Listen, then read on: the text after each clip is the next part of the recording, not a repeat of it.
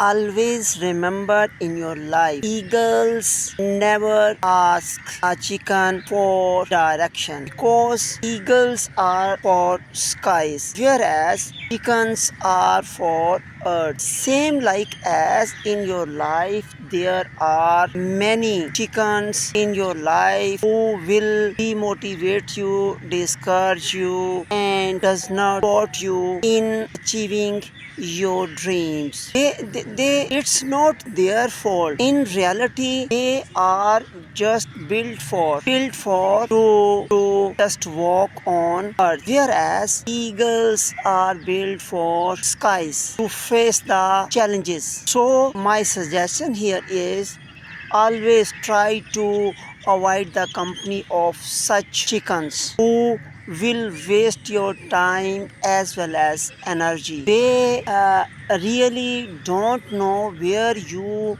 want to go. What are your dreams? They can never imagine. So have confidence on yourself and your creator.